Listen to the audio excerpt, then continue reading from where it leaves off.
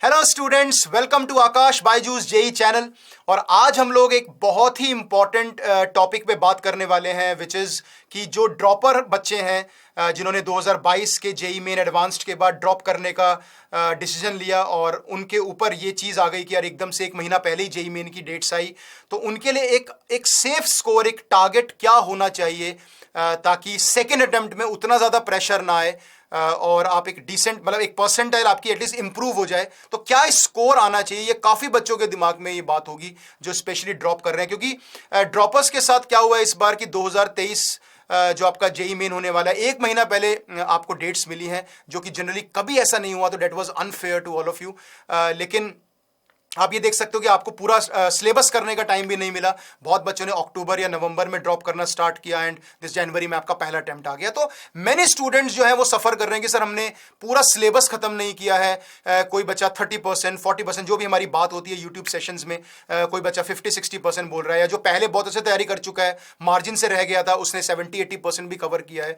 तो स्टूडेंट्स अलग अलग टाइप के हैं। तो students are generally asking sir safe score क्या रखना चाहिए, क्या एक टारगेट होना चाहिए। देखो वैसे तो बेटा जो स्कोर है depends on your level of preparation, कि आपने कितना प्रिपरेशन किया है। 30% सिलेबस है या 50-60% सिलेबस है, उस पर डिपेंड करता है। लेकिन आप जो देख सकते हो कि आपके पास ऑलमोस्ट एक महीने के आसपास बचा हुआ है या 20-22 दिन के आसपास बचे हुए हैं, तो इसमें आपको ट्राई करना है कि आप कम से कम हर सब्जेक्ट में 60%, 50-60% सिलेबस को खत्म हम लोगों को करना है। अगर आपने, मैं ये एज्यूम करके चल रहा हूं बच्चों ने एटलीस्ट 30-40% खत्म कर लिया होगा, ना इतना तो कर ही लिया होगा एटलीस्ट सभी बच्चों ने, जितने भी स्टूडेंट्स हैं, इससे ज्यादा भी कर सकते हैं। पर अगर जिन बच्चों ने 30-40 किया है तो 10-20% सिलेबस और आपको खत्म करना है बेटा। करीबन 50-60% सिलेबस आपको खत्म करना पड़ेगा, तब जाके आप एक सेफ स्कोर की तरफ लैंड कर सकते हो। ठीक है, इतना सिलेबस खत्म करना है। डेफिनेटली बच्चे बोलते हैं कि सर 50-60% सिलेबस करने से क्या हमारे नंबर आ जाएंगे या क्या होने वाला है, क्या पता उससे सवाल टफ आ जाए। ये बहुत सारे दिमाग में हमारे चीजें होती हैं। तो मैं यहाँ पे एक सजेशन देता हूं बेटा आपको।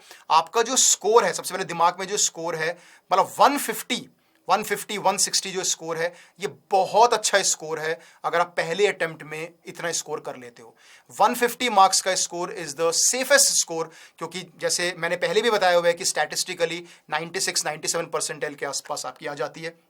और उसके बाद अप्रैल अटेम्प्ट में आप अच्छे से मेहनत करते हो, इंप्रूव करते हो और उसको 98-99 की क्लोजर पहुंचाने की ट्राई करते हो। तो 150 एक ऐसा स्कोर है जो आप टारगेट कर सकते हो। 140 मतलब जो बच्चे थोड़ा कम तैयारी जिनकी हुई है वो 130-140 के आसपास भी टारगेट कर सकते हैं कि चलो यार 140 मार्क्स आ जाए, at least I should get more than 95 percentile in JEE Main, इतना टारगेट आप कर सकते हो। बट सभी बच्चे ट्राई करेंगे एटलीस्ट 60% सिलेबस खत्म करने की। तो ये बात तो हो गई कि सिलेबस आपका खत्म होगा। 60% में भी वो चैप्टर्स आपको ध्यान देने हैं जिसका वेटेज ज्यादा है, ठीक है, और जिसमें जो स्कोरिंग चैप्टर्स हैं, है ना, जैसे मैथ्स में आपके कैलकुलस के कुछ चैप्टर्स हो गए, वेक्टर 3D मैट्रिसेस हो गया, क्वाड्रेटिक सीक्वेंस सीरीज हो गया, स्कोरिंग में रीजनिंग हो गया, height and distance set relations हो गया। तो जो आपके स्कोरिंग चैप्टर्स हैं, जो आपके बिल्कुल सिंपल एनसीईआरटी बेस्ड चैप्टर्स हैं, फिजिक्स केमिस्ट्री में भी, उन पे ज्यादा फोकस करना। 60% सिलेबस खत्म करो। इसके अलावा जब आप मॉक टेस्ट देते हो तो मॉक टेस्ट हमेशा फुल सिलेबस के मॉक टेस्ट देने हैं आपको। फुल सिलेबस मॉक टेस्ट देने से क्या होता है कि जो चैप्टर्स आपके छूट गए हैं ना, क्योंकि बहुत बच्चे बोलते हैं सर क्या पता जो हमने सिलेबस छोड़ दिया उसमें से अगर सवाल आ जाए।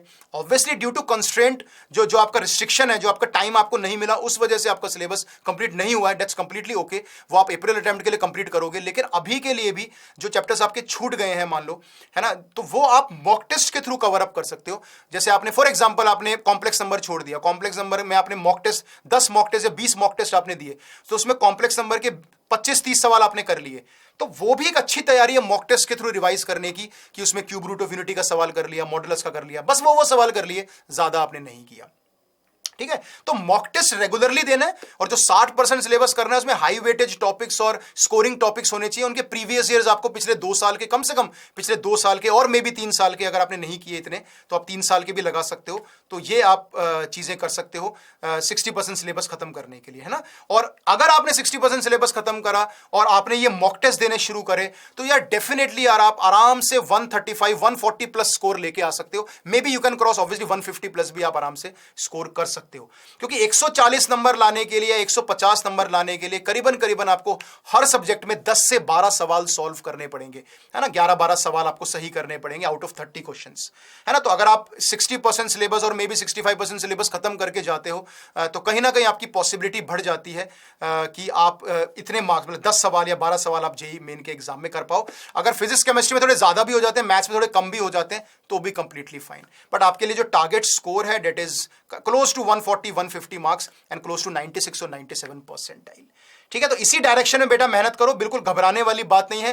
अप्रैल अटेम्प्ट में आप डबल मेहनत कर सकते हो और अपने इसी परसेंटाइल स्कोर को 98-99 के क्लोज पहुंचा सकते हो। I am talking about all the students यार जिनकी तैयारी अच्छे से नहीं हुई है, because there are so many students जो शायद 100% सिलेबस या 80-90% सिलेबस करके बैठे हैं, ज्यादा मतलब सिर्फ मॉक टेस्ट पे ध्यान दे रहे हैं। But there are so many students यार जहां पे उनको नहीं मौका मिला ज्यादा पढ़ने का, और वो 30-60% के बीच में सिलेबस किया है उन्होंने। तो एटलीस्ट 60% खत्म करो, हाई वेटेज पे बहुत मेहनत करो, प्रीवियस ईयर सॉल्व करो, मॉक टेस्ट दो, रिमेनिंग चैप्टर्स अपने मॉक टेस्ट पे ध्यान दो, ठीक है ना, और उससे अपना स्कोर इंप्रूव करो, अपनी स्ट्रैटेजी लॉक करो, ठीक है। तभी आपका स्कोर बेटा इंप्रूव होगा, क्योंकि स्मार्ट वर्क से ही आपका स्कोर इंप्रूव होता है ना। मेहनत तो हम करते ही करते हैं, बट जो स्ट्रैटेजी आप बनाओगे अपने एग्जाम में कि किस सीक्वेंसिंग में पेपर अटेम्प्ट करना है, कितना टाइम डिवोट करना है, कौन से क्वेश्चंस पहले करने हैं, कौन से बाद में करने हैं, है ना, तो वो चीजें ज्यादा इंपॉर्टेंट है। ठीक है बच्चों, so all the best for your JEE main exam बच्चों।